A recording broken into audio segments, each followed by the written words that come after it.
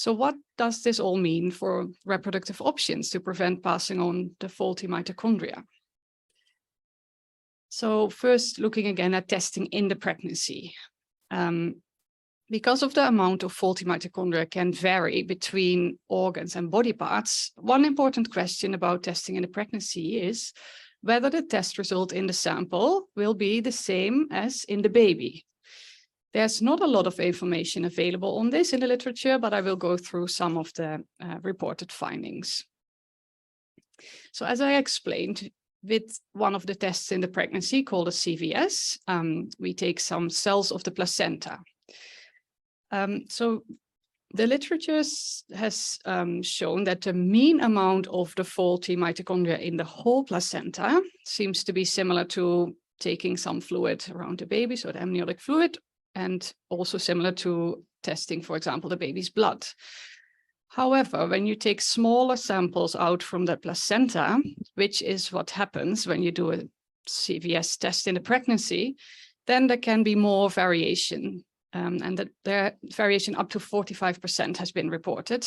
So it means that it could be the case that the amount of faulty mitochondria in the sample from the placenta is different from the amount in the baby. The variation within the placenta is more when the amount of the faulty mitose is sort of in an intermediate level and not so much when it's very high or very low. So an amniotic fluid sample, that was the other test that you could do in a pregnancy, seems to have similar results of the faulty mitochondria compared to the baby. And in that case, it doesn't matter how high the amount of the faulty mitochondria is. So if a couple prefer to have one test in the pregnancy only, then it looks like amniocentesis, so the test to take some fluid out, is mostly the best choice.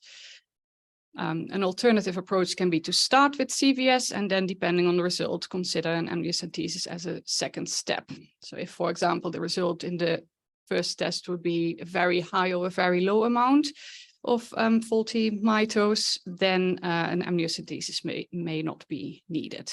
And it would also depend on the type of error in the mitochondrial DNA.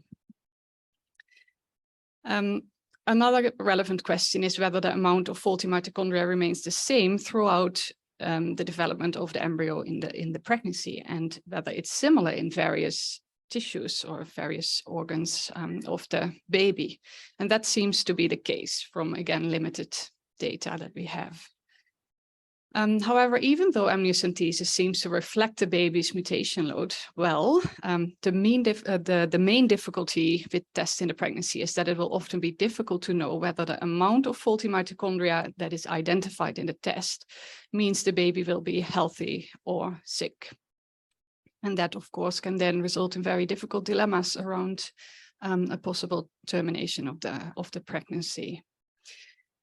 That said, there are situations where testing in the pregnancy can be a good option. For example, when the error is a missing piece of the mitochondrial DNA, it is a good option because the chance of having another child with that, or even to pass it on as a female carrying it herself, is low.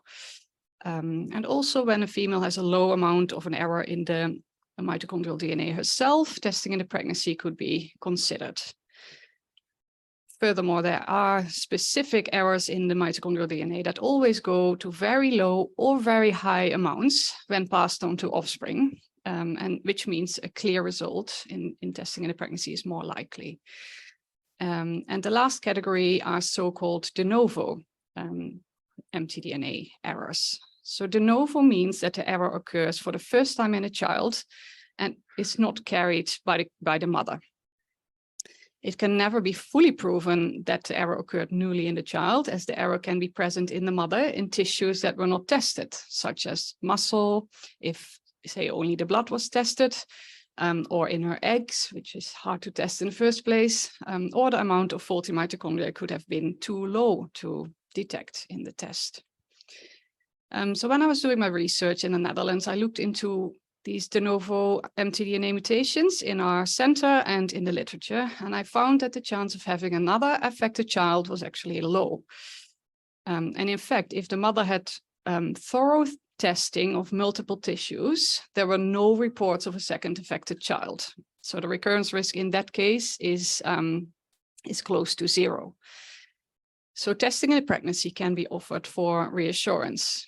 And another observation was that de novo errors in the mitochondrial DNA are not rare. In fact, about 25% of the errors are de novo, and mostly in children. Through the Victorian Genetic Services here in Australia, I know that about 40 tests or so at a pregnancy for errors in the mitochondrial DNA have been performed, and mostly for de novo cases. And the data are currently being collected to be published, which could provide great further insights. So as we discussed, embryo selection circumvents decisions about pregnancy termination. The aim is to select a healthy embryo with the amount of faulty mitochondria low enough not to cause disease. Ideally, you would like to transfer embryos without faulty mitochondria to the womb, but in reality, these are not always available. So how low is safe enough is not easy to answer because, as I explained before, we often don't know at which amount the disease occurs. So indeed, the policy and professional opinions regarding the transfer, like how low is safe enough to transfer the embryo, is different in different countries, even though there are only a few centers in the world that are performing PGT for mtDNA mutations.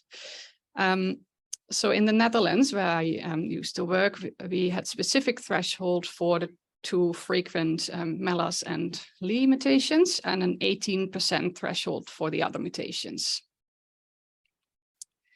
And this 18% level comes from this study from some of my Dutch colleagues, indicating that when the amount of faulty mitochondria is 18% or less, then the chance of being healthy is 95% or more. And that would apply for virtually all mtDNA errors. So for PGT or embryo selection to be successful, there are 3 main requirements. The first is that the amount of faulty mitochondria has to be comparable between the individual cells of an embryo. So that analysis of 1 cell or perhaps 2 cells is representative for that whole embryo. Secondly, a female carrier has to produce embryos with a low enough amount of faulty mitochondria so that they can be transferred to the womb. And thirdly, the amount of faulty mitochondria in the embryo must predict the amount in the child that will grow from that. So regarding the first item, we published our Dutch experience in 4 carriers to start with in 2013, that's quite a while ago now, where we tested all cells of embryos that were not transferred. And we found that most of the time the amount of faulty mitochondria in 1 cell was the same as in the other cells of the embryo. Sometimes there was variation, and that was then mostly due to 1 cell being an outlier, so being a bit higher than the other cells or lower than the other cells. And therefore, at the time, we decided it was best to keep taking away 2 cells from the embryo for testing, even though this would lower the chance that the embryo would result in pregnancy a bit compared to taking away only 1 cell. So that illustrates the sometimes difficult balance between a safe diagnosis on the one hand and pregnancy chances on the other. Again, we observed that all carriers produced embryos with low enough amounts of faulty mitochondria to allow embryo transfer. So in various reports from different countries, including one from Australia, there on the left in the middle, were similar to our experience. And then a few years later, we had collected more data, more women had undergone PGT, and we could then be more confident that it was safe enough to test only 1 cell from the embryo, which was better for the pregnancy chances. And again, also in this series, all the carriers had embryos with low enough amount of faulty mitochondria. So the data I have presented so far were about taking cells away from the embryo, which is called a biopsy, on day 3, when the embryo consists of about 8 cells. And it's also possible to take cells from the embryo around day 5 or 6, when it consists of a larger number of cells. And that is then taken from the cells that will later become the placenta. So in general, PGT practice, day 3 biopsy has largely been replaced by this day 5 or 6 biopsy, partly because of better pregnancy rates. For mitochondrial DNA mutations, you could think, oh, it could be a good thing that you can take multiple cells at that stage, not just only one, and that could mean that there's a lower risk of missing possible differences in the amount of faulty mitochondria between the cells. But at the same time, we actually expect there to be a little bit more variation between the individual cells. And that has to do with the biological processes, which I will not go into today. But indeed, in mouse studies, such larger variation between the cells was observed. And there's very, very little data available only in human embryos, almost nothing. And then the next prerequisite for PGT is, does the result in the embryo represent the amount of faulty mitochondria in the child? So 15 babies born after PGT for mtDNA mutations have been reported, and 13 were born after biopsy of cells on day 3 embryo and 2 after day 5 to 6 biopsy. And this chart shows the comparison between the results in embryos in blue and babies in orange for PGT performed in day 3 embryos. So the amount of faulty mitochondria is similar between the embryo and the baby results. Sometimes there are 2 blue bars. That's when 2 embryos were transferred, but they all resulted in single pregnancies. So the orange result in the baby reflects only in 1 of the embryos. And these are the results of the 2 babies born after day 5 or 6 biopsy.